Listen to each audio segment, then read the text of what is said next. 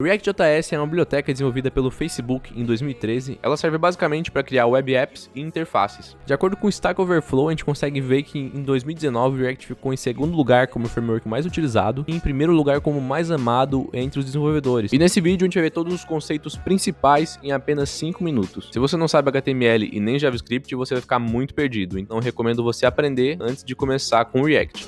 Para iniciar um projeto com o React, tem basicamente duas formas de fazer. A primeira forma é um pouco mais complicada, a gente teria que instalar 3 bibliotecas e perder um tempo a mais fazendo a configuração. A segunda forma é utilizar uma biblioteca criada pelo time do Facebook, chamada Create React App. Rodando ela vai criar um projeto padrão com tudo pronto para a gente começar a desenvolver. Após a criação do projeto, a gente vai ver que os principais arquivos é o index.js e o index.html.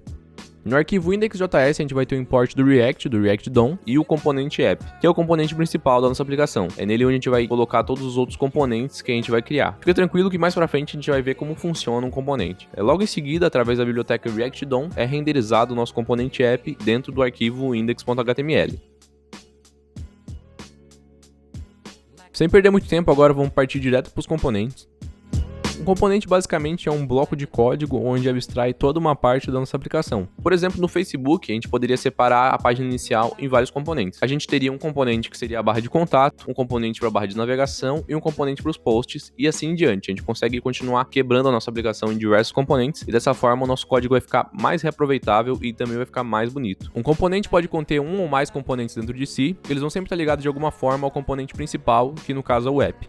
Para criar um componente, primeiro a gente precisa estar importando a biblioteca do React nesse arquivo e a gente vai representar o componente através de uma função. Eles devem sempre começar com a letra maiúscula e eles vão sempre retornar JSX. A gente pode ver que parece bastante com o HTML, só que tem algumas diferenças. Por exemplo, alguns parâmetros que normalmente a gente passa no HTML têm um nome diferente ou uma sintaxe diferente utilizando o camel case. Depois que a gente criar o nosso componente, a gente consegue chamar ele como se fosse uma tag HTML. Sempre que a gente precisar adicionar uma função ou uma variável dentro do nosso código JSX, a gente consegue utilizar chaves dessa forma. Agora vamos criar um componente chamado pessoa, ele vai receber um nome e também uma idade. Mas como é que a gente consegue passar essas informações para esse componente? A gente precisa usar um conceito chamado propriedades. Propriedade é basicamente uma função ou uma variável que a gente passa de um componente pai para um componente filho. Aqui a gente tem o nosso componente pessoa e a gente está recebendo as propriedades através do objeto props. E para a gente conseguir passar as propriedades do componente pai para o componente pessoa, a gente consegue fazer dessa forma, seguindo a sintaxe muito parecida com o HTML quando a gente vai passar um parâmetro para um elemento. Agora vamos fazer uma lista de pessoas. Para isso a gente vai precisar dos dados, que geralmente vai estar dentro de um array, e a gente vai usar a função map do JavaScript para percorrer esse array e retornar os valores das pessoas para a gente conseguir passar como propriedade para os nossos componentes. Agora a gente chegou a um dos conceitos mais importantes do React, que é o estado. O estado é um tipo de armazenamento dinâmico que significa que está sempre sendo alterado. Para a gente criar um estado, a gente vai utilizar o hook chamado useState e nele a gente vai ter que passar um valor padrão que vai ser de acordo com o tipo da nossa variável de estado que a gente quer criar. E essa função vai retornar dois parâmetros. Primeiro vai ser o nosso estado, a variável em si, e segundo vai ser uma função para alterar esse estado. Aqui a gente tem um exemplo bem simples de como utilizar o estado. Basicamente a gente vai ter um estado que vai dizer que se a gente vai mostrar ou não o nosso componente. A gente vai ter um botão que vai chamar a função do nosso estado e vai alterar para true ou false. E na renderização do nosso componente, a gente vai estar utilizando o operador E. Dessa forma, caso seja true, vai retornar o nosso componente, e caso seja false, não vai retornar nada. Toda vez que um estado alterar, o React vai identificar essa alteração e vai renderizar novamente o componente. Como é que ele consegue fazer isso? Ele faz isso através do Virtual DOM. O Virtual DOM é basicamente uma cópia do DOM HTML, só que em formato de um objeto JavaScript. Então é usado um algoritmo que verifica se tem alguma diferença entre as duas DOMs, e assim ele renderiza novamente só os componentes que sofreram alguma alteração.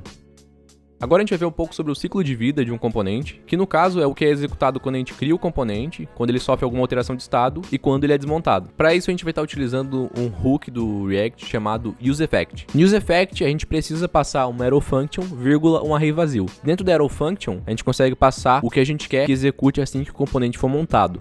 Dentro daquele array a gente tem a possibilidade de passar o que a gente chama de gatilhos. Eles são variáveis de estado que a gente vai estar passando e sempre que forem alteradas, vai executar novamente o nosso useEffect. Caso a gente queira que uma função seja executada sempre que o nosso componente desmontar, a gente só precisa passar como retorno do nosso useEffect. Vai chegar um momento que a tua aplicação já está ficando muito grande e tu já está passando estados numa profundidade de 3 componentes ou mais. É nesse momento que a gente vai precisar utilizar o Context API. Ele serve basicamente para a gente conseguir criar estados de uma maneira mais geral e distribuir somente para os componentes que vão precisar. Para utilizar o Context API, primeiramente a gente vai precisar criar um contexto, pegar o provider desse contexto e passar em volta dos componentes que a gente quer utilizar ele. No provider existe o parâmetro value e é nele que a gente vai passar os nossos valores. Dentro dos componentes, a gente consegue acessar esses valores utilizando o hook useContext.